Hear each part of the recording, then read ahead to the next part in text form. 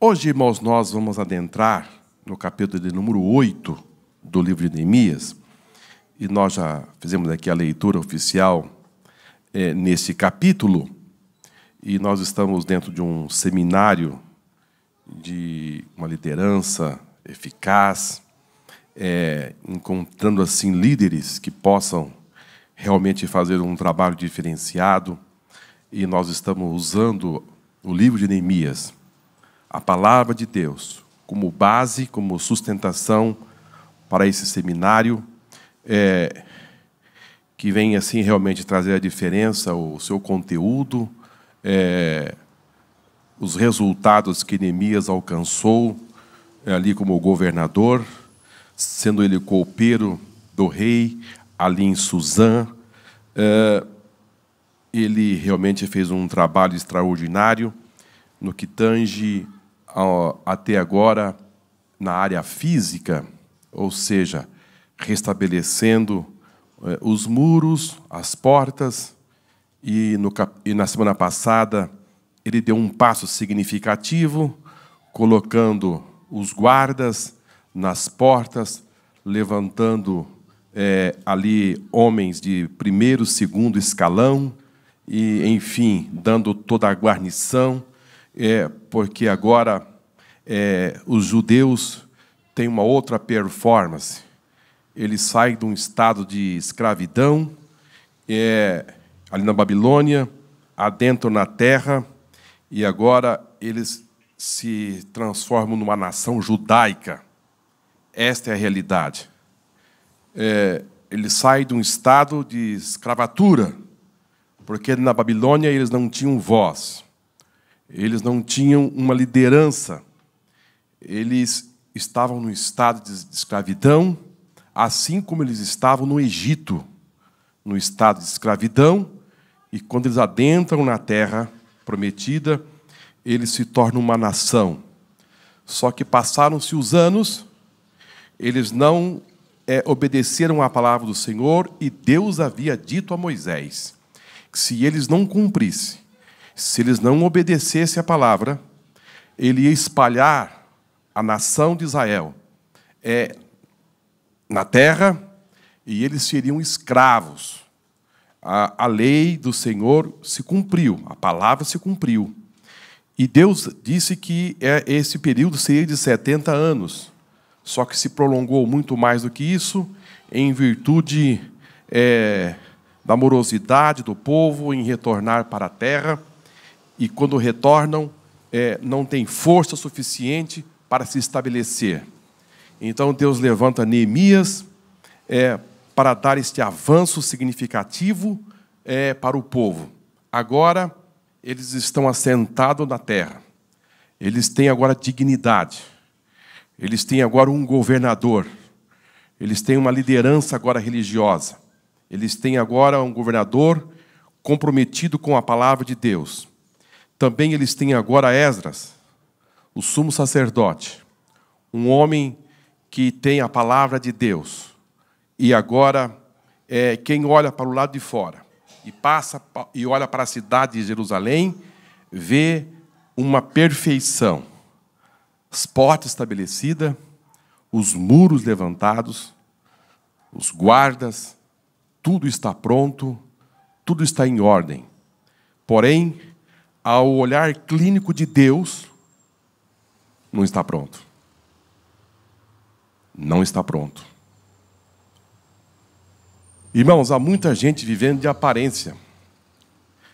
Há muita gente, muitas comunidades vivendo de aparência, entendendo que somente esta fachada é o suficiente. Não é porque a casa se levantou, não é porque os muros foram colocados, não é porque as portas estão nos seus devidos lugares, não é porque tem lá um guarda na porta, não é porque agora existe uma aparência de normalidade que tudo está pronto. Quando está faltando quase tudo. Na verdade, está faltando quase tudo. Porque estas coisas se consegue fazer, ele conseguiu, num tempo recorde, 52 dias. Agora, o raio-x de Deus varreu a terra de Judá e entendeu perfeitamente que o grande trabalho, a grande mudança, a grande transformação ainda estava para acontecer. Não é porque alguém ostenta que agora tem uma casa, que tem uma chácara, que tem um barco, que agora já está tudo consumado. Às vezes a gente escuta essas coisas, irmãos, e a gente fala, meu Deus, não aconteceu praticamente quase que nada. Está tudo para acontecer. É necessário uma mudança. Há muitas pessoas que param aí, quando Esdras e Neemias colocou as portas e os muros. Para por aí. Sendo que as grandes mudanças ainda estão para acontecer. Não se iluda, irmãos, com essas coisas. Não pense que isso aí é um sinal de prosperidade. Há muitas pessoas que têm essas coisas e não têm paz, não têm felicidade, não têm alegria, não têm satisfação. Andam de mar a mar, buscando uma felicidade, buscando algo. E, na verdade, essas pessoas estão precisando de um avivamento espiritual, de ter um encontro com Deus. E quando esse encontro acontece, realmente as pessoas vão se comportar como eles se comportaram. Quando o prumo de Deus é colocado, as pessoas começam a entender que estão longe de Deus e que precisam de Deus, precisam gerar mudança em suas vidas. E foi o que aconteceu com os habitantes de Judá. Então, Neemias ele vai provocar e vai liderar um genuíno avivamento. Esdras vai provocar um genuíno avivamento ali em Jerusalém. Esse avivamento é de suma importância, porque se essa nação quer se projetar para o futuro, se essa nação quer se projetar para algo sustentável, se essa nação quer crescer de forma sólida, é necessário partir pela base. E qual é a base? A palavra de Deus. Oh, que maravilha, irmãos! Se você quer se projetar nesta vida, se você quer ter sucesso nessa vida, se você quiser ter êxito nessa vida, a base é a palavra de Deus. Os seus conhecimentos adquiridos lá fora, os seus conhecimentos adquiridos é de suma importância. Você ter um bom caráter, você ser uma boa pessoa, isso é de suma importância. Porém, a base sustentável para gerar crescimento, para gerar força, para ser um pop, para ser uma explosão, você precisa da palavra de Deus. E Neemias e Esdras entenderam perfeitamente que agora seria de suma importância dar este passo. Era a hora de trazer aquele povo e colocar eles num prumo e fazer um comparativo da forma que eles estavam vivendo. E Neemias sabia, irmãos. Neemias sabia. Deus provocou em Neemias, em Esdras, ele provocou para que eles levassem o povo à leitura da palavra de Deus, e como que se alguém desse sal para alguém, e essa pessoa disse, agora eu tenho sede. Agora eu estou com sede. E quando alguém tem sede da palavra de Deus, isso é de suma importância. Quando o homem e a mulher têm sede de ouvir a palavra de Deus. A vontade de Deus, do Espírito Santo, da Trindade, era que aquele povo vivesse segundo a sua palavra. Porque se eles vivessem segundo a sua palavra, eles iam crescer, eles seriam prósperos. Porque a palavra de Deus assim dizia, se vocês se atentarem às minhas palavras, vocês serão prósperos nessa terra. Vocês serão um modelo. Vocês vão exportar tecnologia. Vocês irão exportar a ciência, o conhecimento em todas as áreas. Então, irmãos, O povo não estava pronto. Essa é a realidade. A cidade estava, mas o povo não estava. Os habitantes não estavam prontos. Havia ali ainda muitas intrigas, muita inveja, muitos problemas. O povo não estava vivendo conforme a palavra de Deus. A cidade estava bonita, com os portais, os sentinelas. Estava tudo muito belo. As torres de vigias tinham sido colocadas nos seus lugares. Tudo estava muito bonito. Irmãos, isto aí não se caracteriza uma cidade segura. Absolutamente. Uma cidade segura é quando você tem dentro da cidade a palavra de Deus, o temor ao Senhor. A Bíblia diz que Josafá estava dentro de uma fortaleza, dentro de uma cidade fechada, dentro de uma nação bem guarnecida. Só que os inimigos eram tantos que rodearam a cidade, fecharam as fontes, e não entrava e ninguém saía, ninguém bebia. O povo ia se enfraquecer.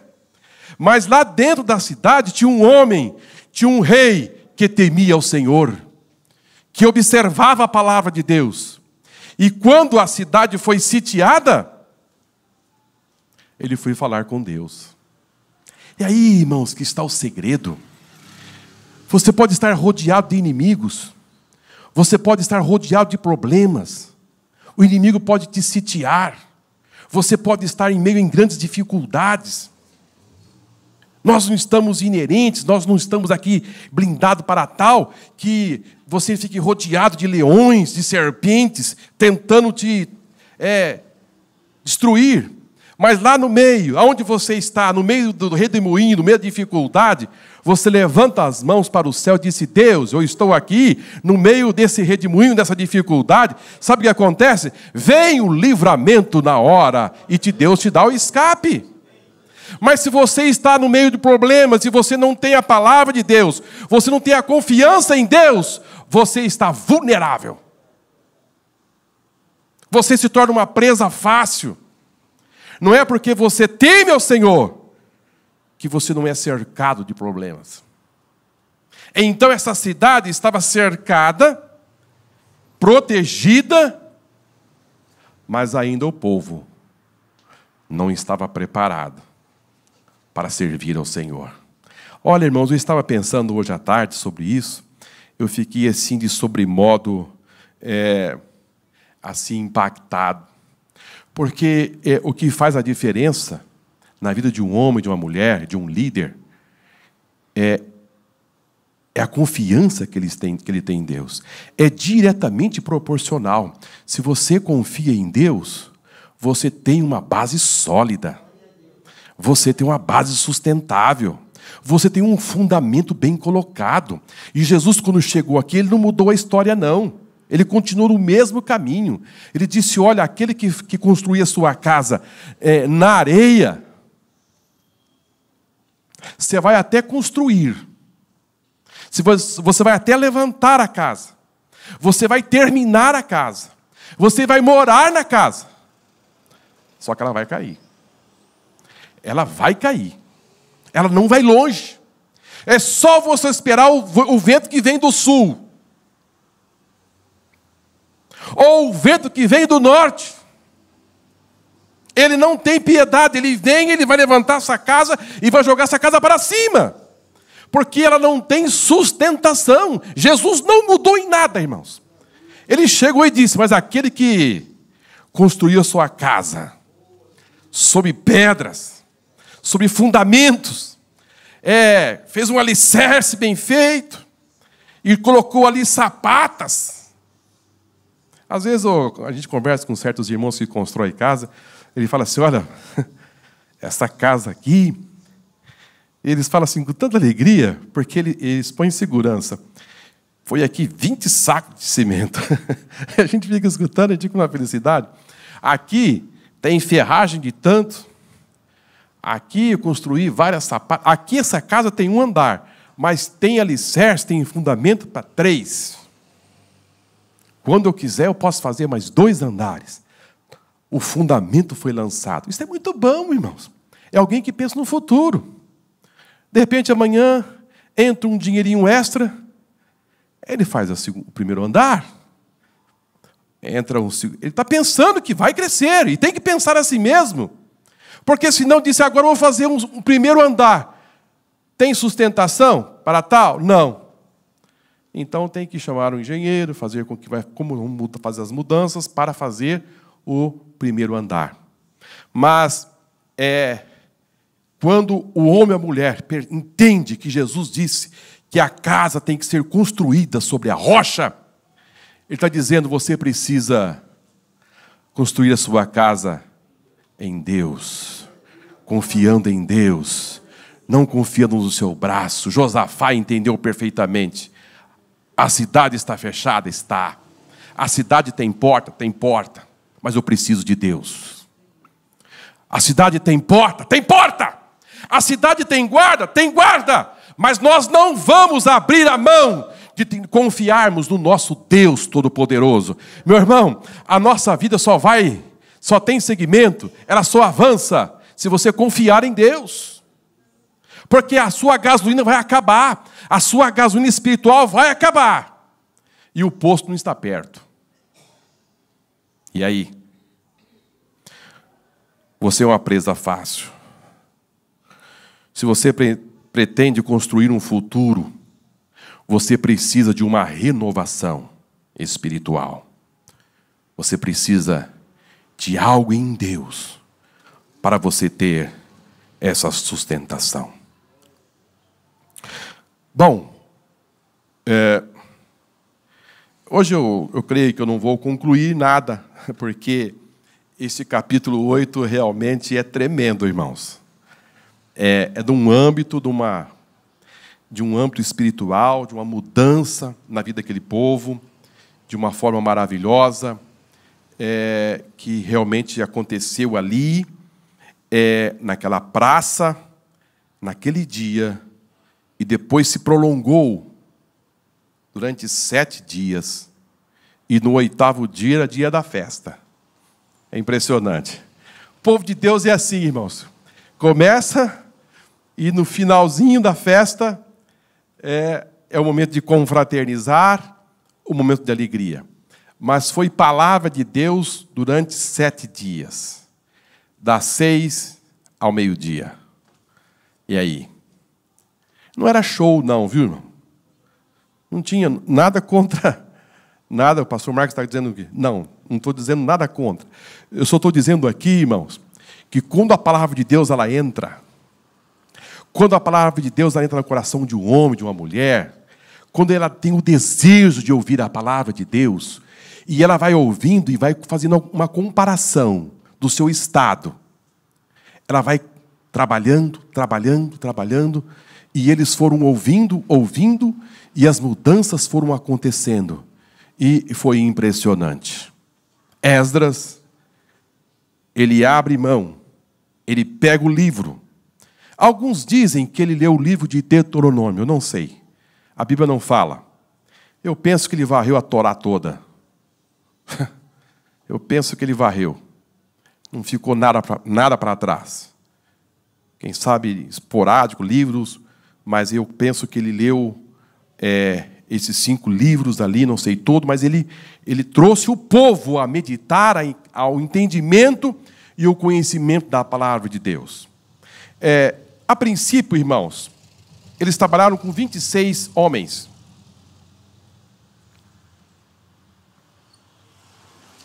Eram 26, dividido em 2 grupos de 13. 13 eram aqueles que estavam do lado de Esdras, eram aqueles que estavam auxiliando Esdras ali perto do púlpito, perto do palanque. Eram os administradores, eram aqueles que estavam ali na frente, dando todo aquele apoio para Esdras. E o outro grupo de 13 estava no meio do povo. Impressionante. Esdras fazia leitura. Esse grupo de 13, que estava do lado, os levitas que estavam do lado, dando apoio ali na frente, na administração, e o outro grupo de 13 estava inserido no meio do povo, fazendo a interpretação e a explicação. São duas coisas diferentes. Por que interpretação? Primeiro, irmãos, que grande parte daquele povo não falava hebraico.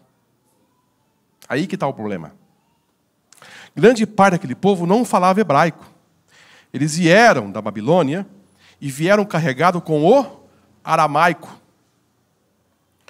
Então, ali no meio daquele povo, tinha aqueles que falavam o aramaico e o hebraico. E Esdras, quando fazia leitura da palavra de Deus, ele fazia leitura em hebraico.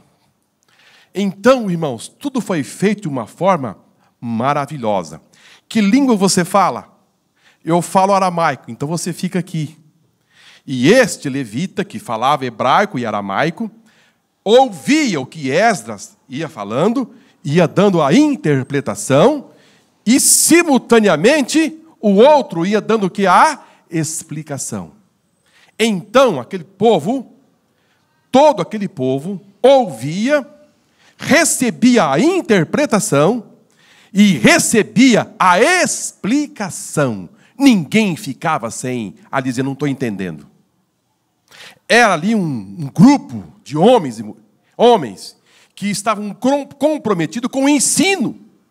Ele queria que todo aquele povo entendesse perfeitamente o que se falava. Então, começava cedo, meio-dia, eles iam embora. No outro dia, começava cedo, e no outro dia, meio-dia, eles iam embora. Já no segundo dia, eles queriam entender o que era essa festa do tabernáculo. Era como aqueles homens que diziam, eu quero entender, porque nós viemos lá da Babilônia e nós nunca fizemos isto. Nós não sabemos o que é a festa das cabanas. Nós não sabemos o que é esta festa do tabernáculo. Então agora esses levitas começavam a explicar para cada um deles o que era aquela festa. Nós não sabemos o que é isso. Nós não sabemos o que é a Páscoa.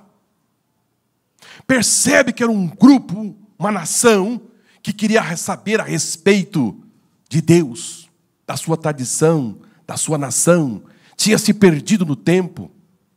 Uns começam a pensar a alegria dessa nação, de agora em contato com a palavra de Deus.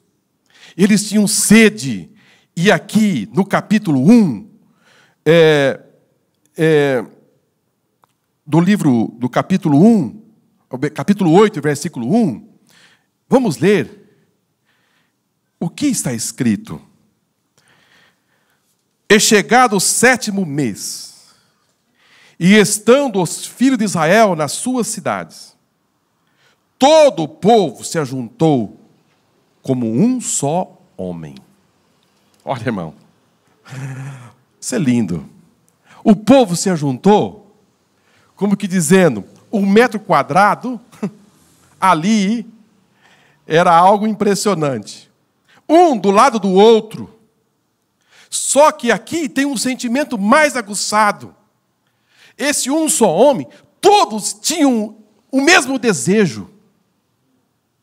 Todos tinham o mesmo pensamento. Todos queriam a mesma coisa. Todos tinham o mesmo objetivo. Eles estavam interessados em ouvir a palavra de Deus. Eles queriam comer a palavra de Deus, porque eles sabiam perfeitamente que se eles comessem a palavra de Deus, eles estavam conhecendo o seu Deus. O Deus que os mandou para a escravidão. Eles sabiam que o açoite tinha caído. Eles tinham o conhecimento que o chicote de Deus tinha descido. E agora Deus havia trazido eles para as suas terras. E que agora eles precisavam conhecer este Deus. Meu irmão, minha irmã, à medida que você se aproxima deste Deus, que você tenha conhecimento deste Deus, fique certo de uma coisa, que a sua vida começa a ter um outro paralelo. a cura, o milagre, as bênçãos de Deus. Eu não estou falando em bênçãos financeiras, não, irmão. Essa aí é a menor. É aquilo que você precisa de Deus. Você vai encontrar quando você come a palavra de Deus. Olha, irmãos, o mundo, o homem, consegue viver sem rei. O homem consegue viver sem uma política boa. O homem consegue viver sem casa. O homem consegue viver sem dinheiro. Mas o homem não consegue viver sem Deus. O homem não consegue viver, ter uma vida sem Deus. Era isso que o povo agora se achega, porque eles entendem perfeitamente que agora eles vão comer a palavra de Deus. E pensa numa coisa, das 6 da manhã ao meio-dia em pé. Às vezes, a gente fica meia hora em pé, a gente começa a trocar de perna, não começa? 3 horas, meu Deus, esse culto não termina. Quando a gente vai para a palavra de Deus, irmãos, a gente percebe que o problema não está em você ficar em meia hora em pé, ou 3 horas sentado. O problema não está aí. O problema é a fome que você está de Deus. É a fome. Quando você senta numa mesa, tem tudo que você quer, você nem lembra se você está sentado ou se você está em pé. O que você quer é comer. E você nem vê a hora passar, porque está comendo. Então, se você tem desejo de Deus, de comer a palavra de Deus, você não fica fazendo assim toda hora. Porque você está se alimentando da palavra de Deus. Você tem desejo de Deus. Você tem desejo de comer, de conhecer este Deus. É o que era este povo. Estava e disseram assim, ajuntou como um só homem. Uma multidão virou um. Eles saíram de suas terras, de suas casas, das suas aldeias, dos seus vilarejos, ali de Judá, concentraram agora em Jerusalém, na Praça das Águas, e disseram: Esdras, escriba, nós queremos ouvir a palavra de Deus. E trouxeram o livro da lei de Moisés, que o Senhor tinha ordenado a Israel. E agora, das 6 da manhã até o meio-dia, impressionante que aqueles que foram no primeiro dia, voltaram no segundo dia. Que foram no segundo dia, voltaram no terceiro dia. Não se cansavam, irmão. Não se cansavam. Eu fui na igreja na terça, então não preciso ir na quarta. Eu fui na quarta, então não preciso ir na quinta. Eu vim na escola dominical, então não preciso vir no culto à noite. Eu vim na ceia, então não preciso vir no culto no domingo. Irmão, isso aí é porque essa disposição de receber a palavra de Deus está distante. Se você tem sede, você quer estar com a sua canequinha lá debaixo da... Eu quero receber mais. Eu quero mais e mais de Deus para a minha vida. Eu preciso conhecer o meu Deus. E quando você não vem, antigamente os crentes saíam da igreja, quando faltavam, iam na casa do outro. Você não sabe o que você perdeu. Você não sabe o que você perdeu. Conta. Eu quero saber o que Deus falou ontem no domingo. Eu viajei, eu não pude ir na igreja, eu tive problema, eu tive doença. Eu quero saber o que Deus falou ontem. Desejo de ouvir e conhecer este Deus. Quando esse desejo está assim, aflorado em nosso coração, irmãos, toma outra dimensão. É um outro plano. Você passa a ter uma vida diferenciada, porque você é alimentado. As coisas desta vida têm os seus valores, mas o valor maior está aqui, é na palavra de Deus. A sua sensibilidade com os problemas desse mundo começa a ter um valor diferenciado. Você já não dá tanto valor para essas coisas. Isso já não te toca tanto. Você já não sente tanto, já você não se irrita tanto. Sabe por quê? Porque você está moderado, você está controlado, o teu espírito está controlado pela palavra de Deus. Então a sua performance é diferente, a sua atitude é diferente, porque a palavra de Deus te molda. As suas palavras são mansas, são temperadas. A situação é outra, tudo muda, tudo fica diferente. E assim foi que aconteceu. Agora, irmãos, eles se concentraram ali na praça de forma assim, unânime. Eles estavam ali concentrados.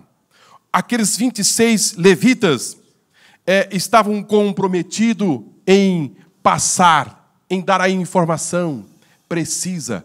O que eles queriam que não queriam que as pessoas apenas ouvissem, mas eles queriam que as pessoas entendessem. Isso é de suma importância. Nós temos, irmãos, a nossa escola bíblica dominical, e é com tristeza que a gente ouve que em muitas igrejas não tem mais escola bíblica dominical. Não tem mais escola bíblica. Até mesmo os cultos de ensino também está caindo no desuso. Os únicos cultos que tem cultos de passarem informação a respeito de você ter prosperidade e assim sucessivamente.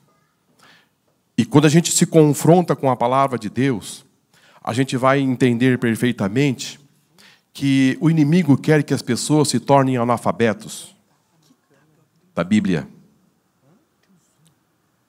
Analfabetos da Bíblia. Que você não tenha conhecimento da palavra de Deus. A preocupação de Neemias e de Esdras não foi apenas fazer uma leitura, mas ele queria que as pessoas entendessem o que estava sendo dito. Isto compreendia das crianças, das mulheres e dos homens. Você está entendendo o que está sendo dito? Nós queremos que vocês saiam daqui entendendo o que está se falando. Porque à medida que você ouve e entende e pratica, as mudanças começam a ser geradas. Jesus diz para aquela mulher que deu aquele grito: bem-aventurado foi o ventre que te geraste e os peitos que te amamentaste. Depois eu disse: mais bem-aventurado aqueles que ouvem e praticam. Jesus rebateu, dizendo que aqueles que ouvem e praticam esta palavra é mais bem-aventurado.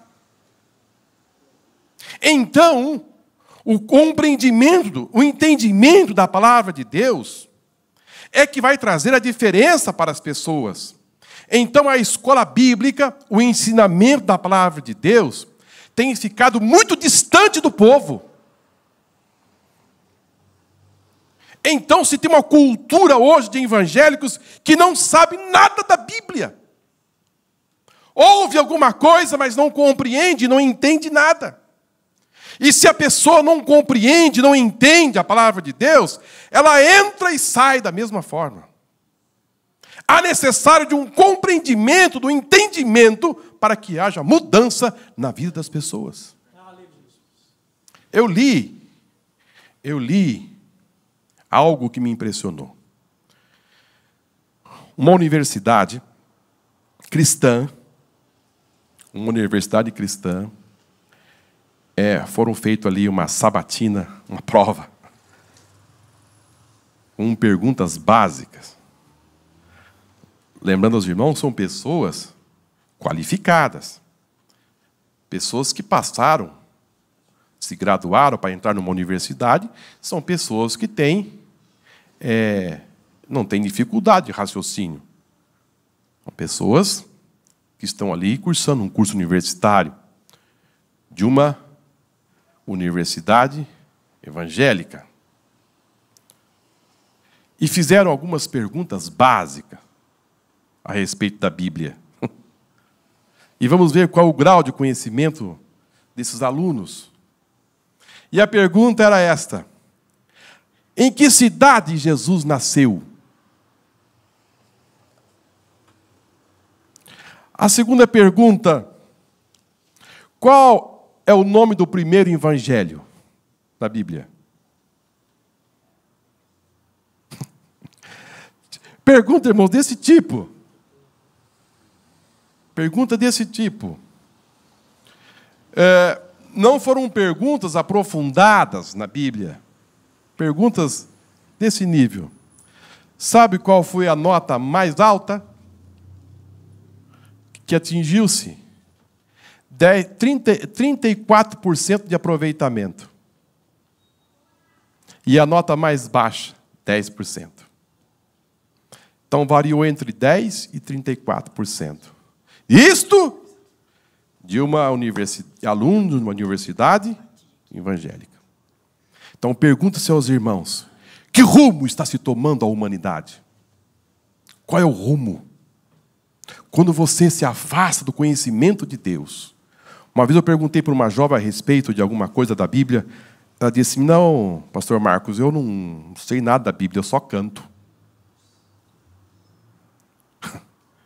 Eu sou levita. Eu só me interesso, só canto. Não, irmãos, nós precisamos mudar essa história. Nós precisamos mudar. Nós precisamos gastar o nosso tempo pensando em algo como Neemias pensou em Esdras.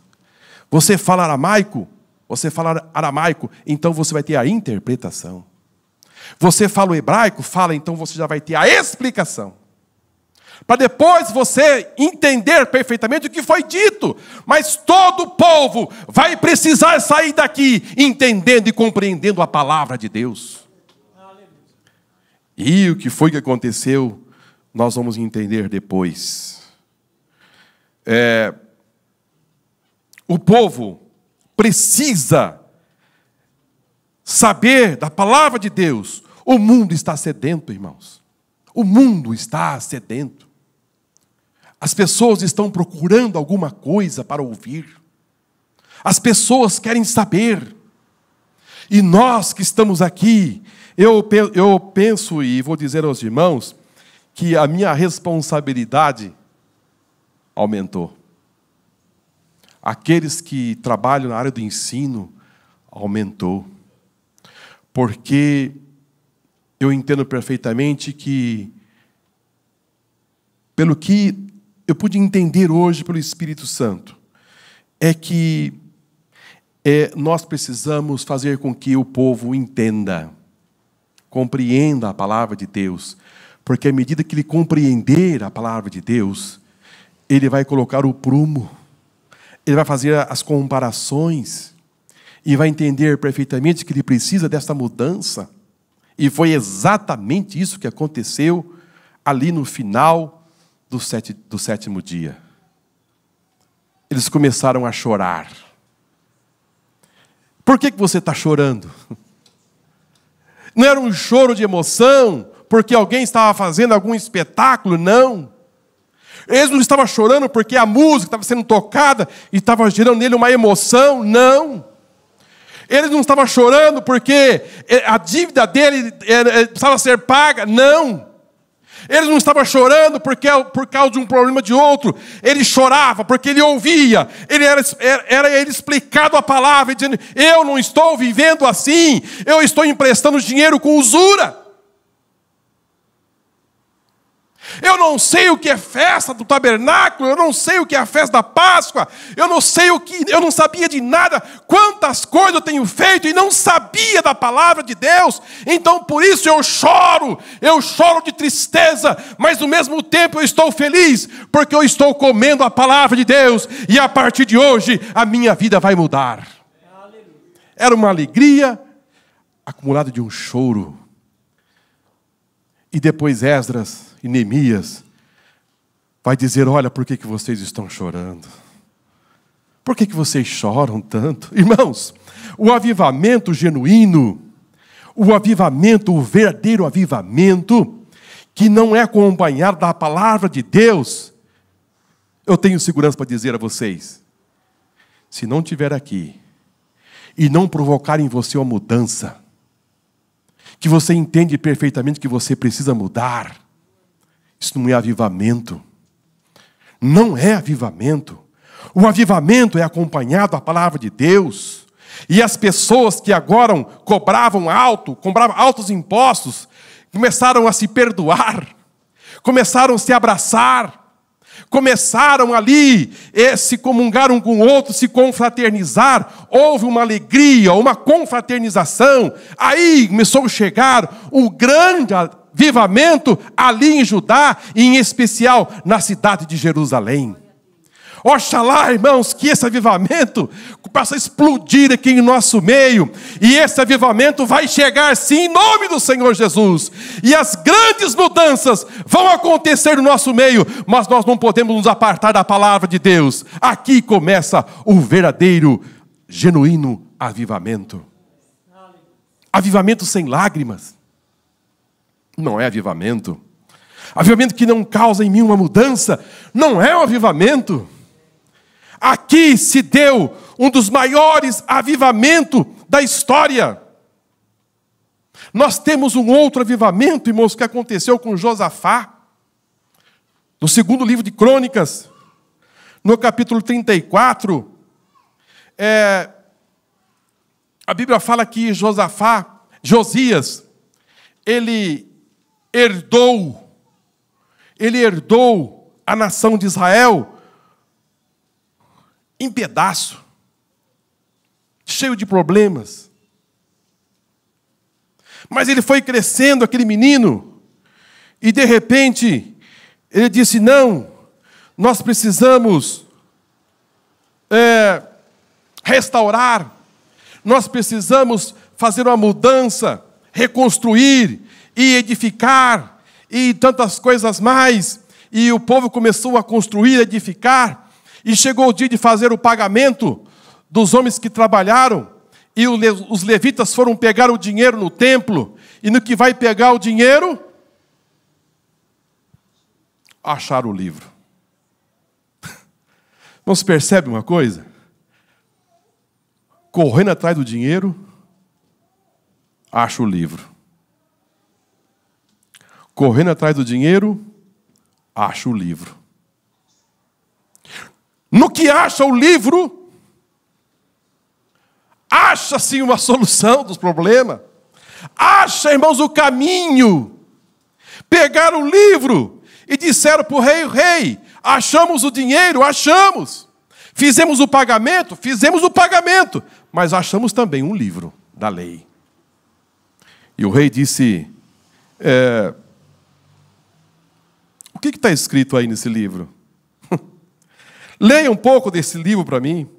Eu preciso saber o que está escrito nesse livro. É impressionante, irmãos. Quando começa a se ler o livro, está no livro de 2 Crônicas, capítulo 34, versículo 14 a 21.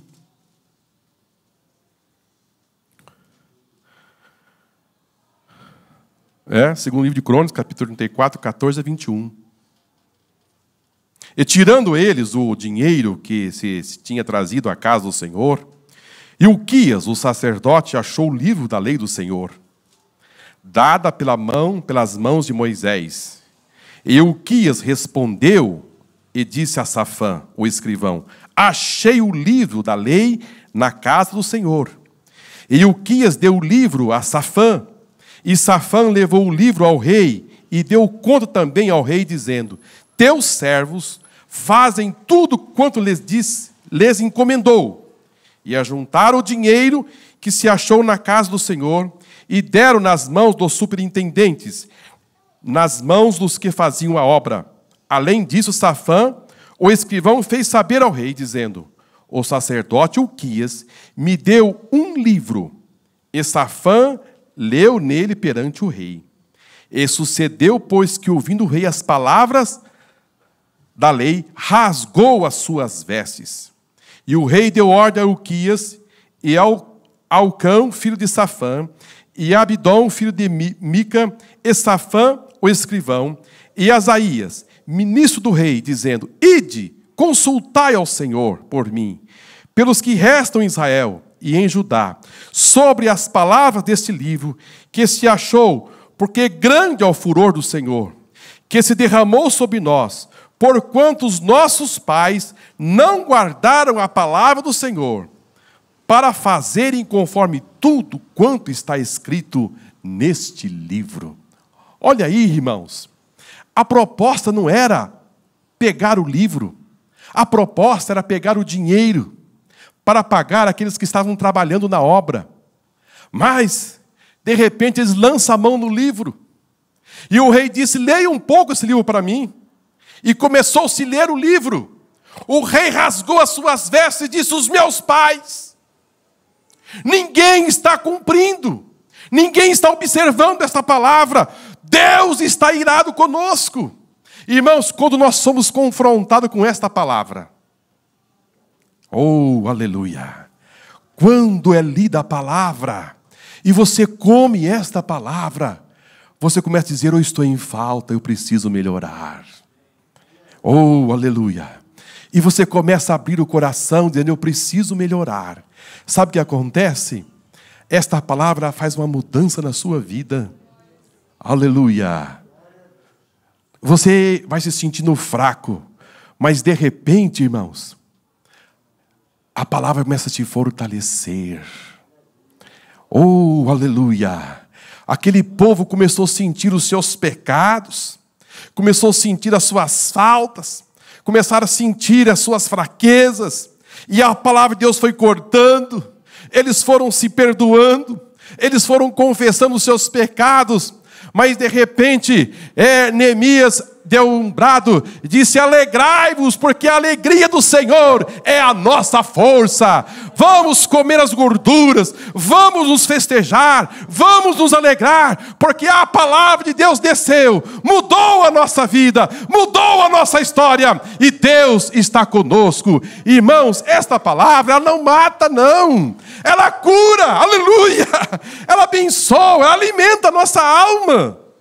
O que nós precisamos é ter sede de Deus. É ter sede de Deus. Glória ao Senhor para sempre.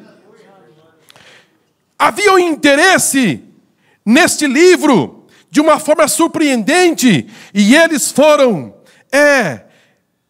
se confraternizando, e no final da festa, as lágrimas que eram produzidas, os corações eram amolecidos, a consciência que estava cauterizada, começaram a se sensibilizar uns com os outros, a se perdoarem uns aos outros. Irmãos, aonde a palavra de Deus chega, não tem ninguém grande. Todos estão no mesmo patamar, todos estão no mesmo nível. É impressionante como que aqueles mais poderosos começaram a enxugar as lágrimas uns dos outros. Aleluia, glória a Deus. Irmãos, imagine só, aqueles grandes, aqueles magistrados, agora se perdoando, e dizem: não chora, você não precisa chorar, está perdoado a dívida. A palavra de Deus desceu e mudou meu coração. Aleluia, você não me deve mais nada.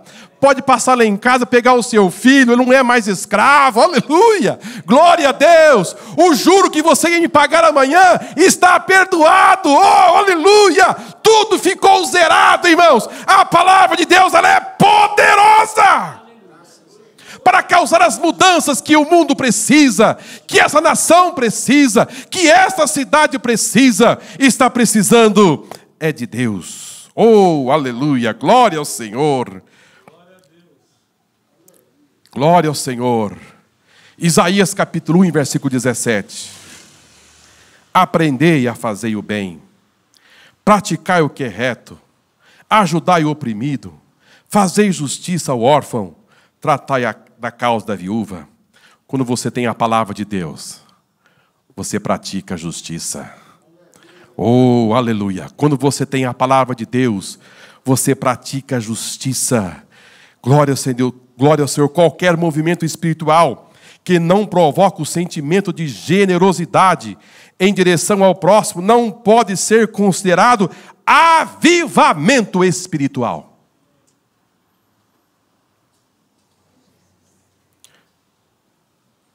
Vou repetir, irmão. Qualquer movimento espiritual que não provoca o sentimento de generosidade em direção ao próximo não pode ser considerado avivamento espiritual. Isto aí, irmãos, que se diz que avivamento é fachada. Avivamento que não tem um compartilhar, um mover no coração, um sentimento com o próximo. Não é avivamento, irmão. Isso não é avivamento. Avivamento aconteceu lá em Judá. Aconteceu nos dias de Josias. E aconteceu também, sabe aonde? Lá em Pentecoste. Oh, aleluia. Glória ao Senhor. A vontade do Espírito Santo e a vontade do povo no cenáculo ajuntou essas duas vontades. E o povo estava lá, clamando e orando. Desceu o Espírito Santo. E eles foram cheios do Espírito Santo. E diz que em toda a alma havia temor. E eles perseveravam unânime na doutrina, na comunhão e no partir do pão. Irmãos, vamos pensar nisto. Vamos pensar. Deus tem muito para nos oferecer. Existe uma fonte aberta. Existe algo poderoso. A palavra de Deus está aqui como um caminho, como um norte para as nossas vidas. Você quer sentir um avivamento na sua vida? Faça com que a palavra de Deus entre no seu coração. Compreenda esta palavra. Entenda esta palavra. E podemos aprender perfeitamente nesse estudo que somente com o ensino. Olha aqui, irmãos. Somente com o ensino e acompanhado do entendimento e a prática da palavra de Deus pode-se propiciar um genuíno avivamento espiritual. Oh, essa palavra tem chegado num bom momento aqui em nosso meio, viu, irmãos? Quantos clamam por um avivamento espiritual? Quantos clamam por um avivamento espiritual? Glória ao Senhor. Então, nós temos aqui alguns pontos importantes a entender. Esse avivamento só chega somente com o ensino, com o entendimento e com a prática da palavra de Deus. Só assim pode-se propiciar um genuíno avivamento espiritual. Há muitas pessoas que saem de um lugar muito emocionadas. Na segunda-feira você pergunta: o que você ouviu? O que você entendeu? Qual é a mudança na sua vida? Nada. Nada. Uma segunda-feira sem nenhuma mudança.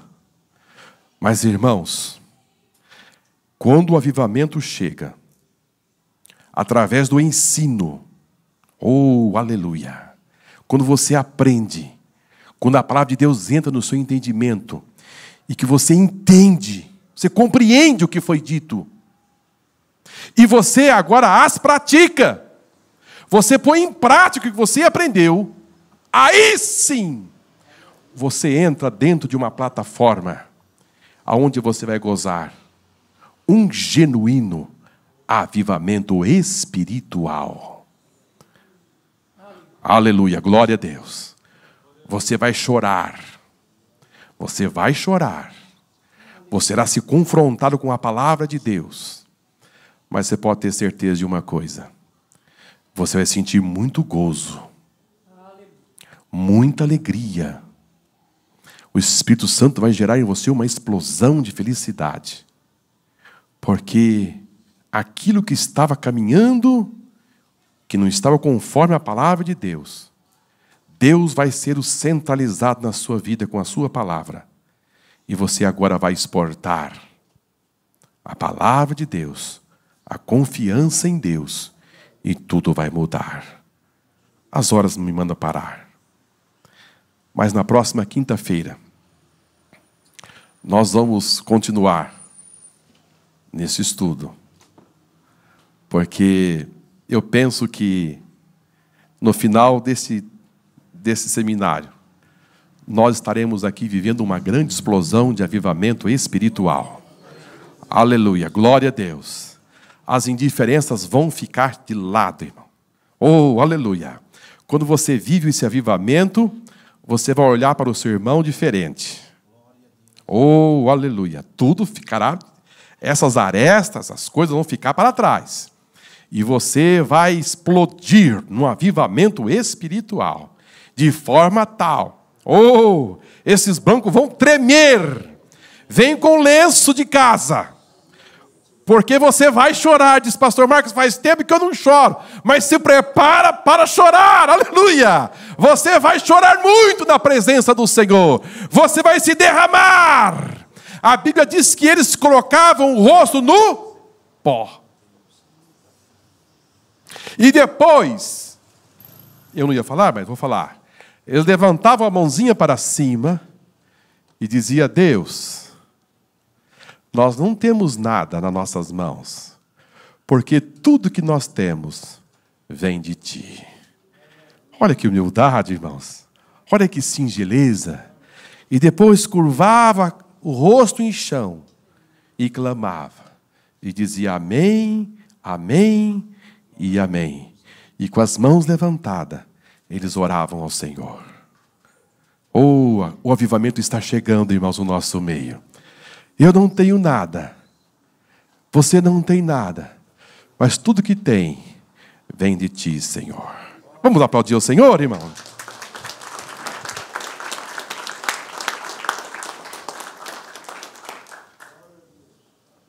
Glória ao Senhor para sempre. Muito bem, irmãos. São 9h05. Nós estamos aqui chegando para o final desta reunião tão maravilhosa. Eu pensei que eu nem ia conseguir falar com os irmãos hoje, porque passei uma terça-feira, uma quarta-feira, deitado, uma gripe muito forte, mas hoje eu amanheci melhor. Deus é a nossa força, irmão. Deus é a nossa força.